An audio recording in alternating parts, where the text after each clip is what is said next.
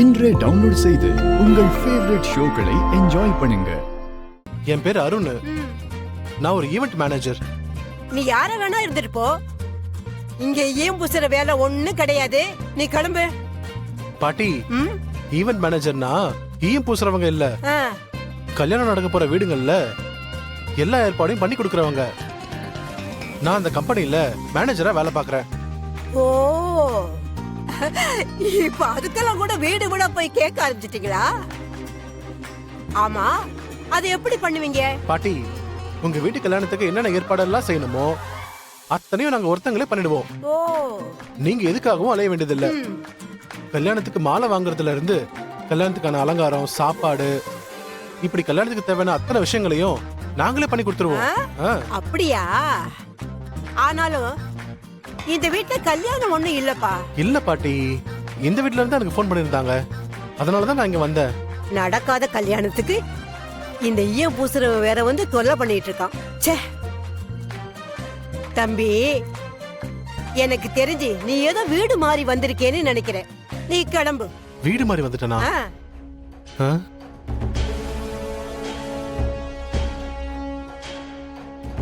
பாட்டி, லட்சுமி நகர் இதானே? ஆமா. 8ஆம் நம்பர் வீடு இதானே? ஆமா தம்பி. இது வலசரவாக்கம் தானே?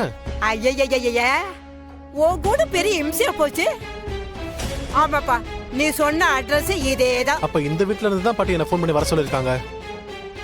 அவங்க கொடுத்த அட்ரஸ் இதுதான், அவங்க அனுப்பின லொகேஷனும் இதுதான். இந்த வீடு தான் காமிக்குது. இங்க மிஸ் மித்ரா இருக்காங்களா? அப்படிலாம் இந்த வீட்ல யாரும் இல்ல. நீ கிளம்பு. பாட்டி, யார் இவரு? என்ன பேசிட்டு இருக்கீங்க?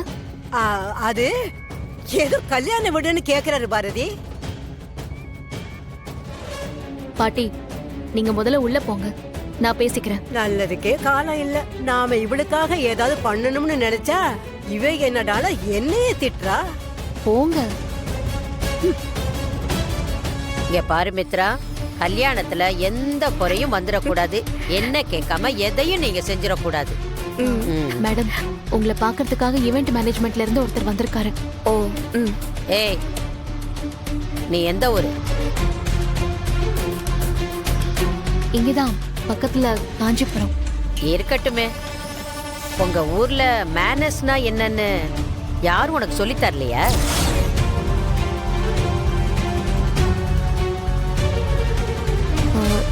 இல்ல மேடம், புரியல. நான் என்ன பண்ண? பண்றதையெல்லாம் பண்ணிட்டு கேள்வி கேட்டா புரியலேன்னு சொல்லி தப்பிக்கலான்னு பாத்தியா? நாங்க எங்க ஃபேமிலியோட உட்காந்து ஒரு முக்கியமான விஷயத்த பத்தி டிஸ்கஸ் பண்ணிக்கிட்டு இருக்கோம். நீ எங்க கிட்ட பேசணும்னா முதல்ல எங்க கிட்ட பர்மிஷன் கேட்டு நாங்க சொன்னதுக்கு அப்புறம் நீ பேசி இருக்கணும். அதை விட்டுட்டு நீ பாட்டுக்கு வந்து மித்ராவை பார்த்து ஏதோ உன்கிட்ட அவ வேலை செய்யற மாதிரி நீ பாட்டுக்கு ஏதோ விஷயத்த சொல்லிட்டு போற. ஆமா, எங்களை எல்லாம் பார்த்தா உனக்கு எப்படி இருக்கு? நான் எப்பவுமே இந்த வீட்ல இப்படிதான் சகஜமா தான் இருப்பேன்.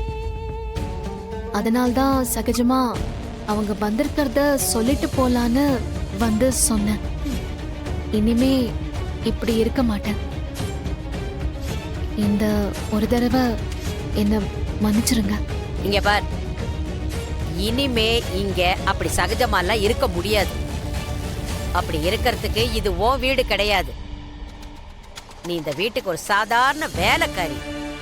அது எப்பவும் உன் ஞாபகத்துல இருக்கணும்.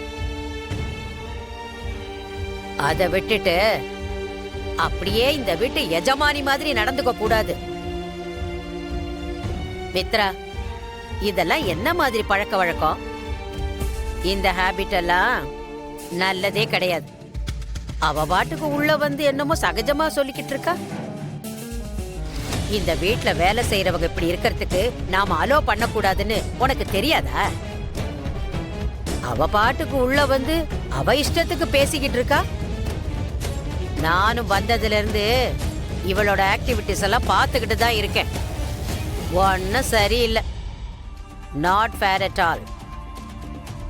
நீங்க சொல்றது எனக்கு புரியுது பாட்டி. ஆனா பாரதிக்கு கொஞ்சம் அதிகமாவே ஆதிதான் ஸ்பேஸ் கொடுத்துட்டாரு.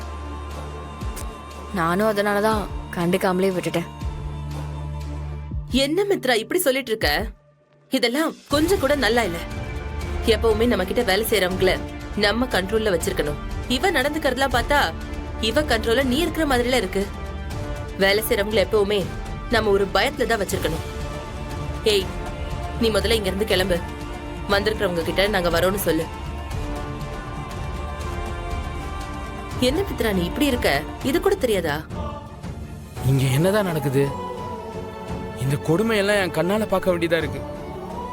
ஆதி அண்ணன் கூட சந்தோஷமா இந்த வீட்டுல மகாராணி மாதிரி இருக்க வேண்டிய அண்ணிய இப்படி யார் யாரோ வெளிநாட்டுல இருந்து வந்து இந்த வீட்டுல உக்காந்துக்கிட்டு சம்பந்தம் இல்லாம தேவையில்லாம திட்டிக்கிட்டு இருக்காங்க. அண்ணியை இப்படி பாக்குறதுக்கு மனசுக்கு ரொம்ப கஷ்டமா இருக்கு. இதுக்கெல்லாம் எப்பதான் ஒரு முடிவு வருமோ தெரியல. அண்ணனால மட்டும்தான் அண்ணியை இந்த பிரச்சனையில இருந்து வெளியே கொண்டு வர முடியும். நீங்க எந்த மாதிரி வெட்டிங்ஸ் எல்லாம் ரொம்ப பெஸ்டா பண்ணுவீங்க? மேடம், எங்களோட team wedding and destination wedding இது ரெண்டுத்துல ரொம்ப ஃபேமஸ் மேடம். ஆஹா, பீச் ரெசார்ட்ல நடக்கிற தீம் வெட்டிங்க்கு நாங்க ஒரு ஃபுல் பேக்கேஜ் கொடுத்துருவோம். இது ஒரு 5 நாள் event madam. Mehndi, sangeet, reception, கல்யாணம், கல்யாணத்துக்கு அப்புறம் ஒரு ரிசப்ஷன், அப்படி ஒரு ஃபுல் பேக்கேஜையும் நாங்களே பண்ணிடுவோம் மேடம். ஆஹா. அதுக்கு உண்டான ஃபுட் ஆர்டர், டெக்கரேஷன், இப்படி எல்லா இன் அண்ட் அவுட்டையும் நாங்களே பார்த்துப்போம். அதுக்கப்புறம் ட்ரெடிஷ்னலா கல்யாணம் வேணுங்கிறவங்களுக்கு நாங்க பெருசா கல்யாண மண்டபத்தை புக் பண்ணி அதுக்கு தேவையான எல்லா விஷயங்களையும் நாங்களே பண்ணிடுவோம். ட்ரெடிஷ்னலா பண்ணணும்னா பொண்ணு அழைப்பில இருந்து அடுத்த நாள் கல்யாணம் முடிஞ்சு ரிசப்ஷன் வரைக்குமே எல்லாத்தையும் நாங்க பார்த்துப்போம் மேடம். சரி, இந்த பொன்னழைப்புன்னு ஒரு விஷயம் சொன்னீங்கல்ல, அந்த விஷயத்தை எப்படி பண்ணுவீங்க?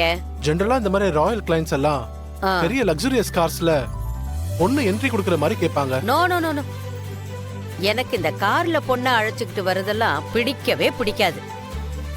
ரொம்ப ட்ரெடிஷனலா பல்லாக்கு வச்சு பல்லாக்குல ஒரு இளவரசி வந்து இறங்குற மாதிரி இருக்கணும்.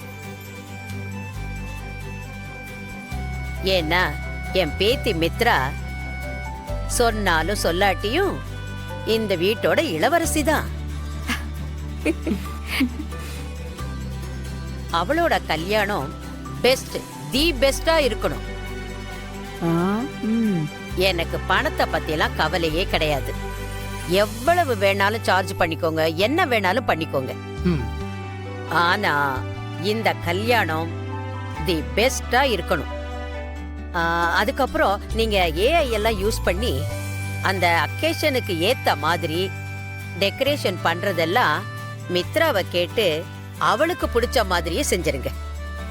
முக்கியமா சொல்லணும்னா தீம் பேட்டர்ன், கலர் பேட்டர்ன் எல்லாமே இன் அண்ட் அவுட் மித்ராவுக்கு பிடிச்ச மாதிரி மட்டும்தான் இருக்கணும்.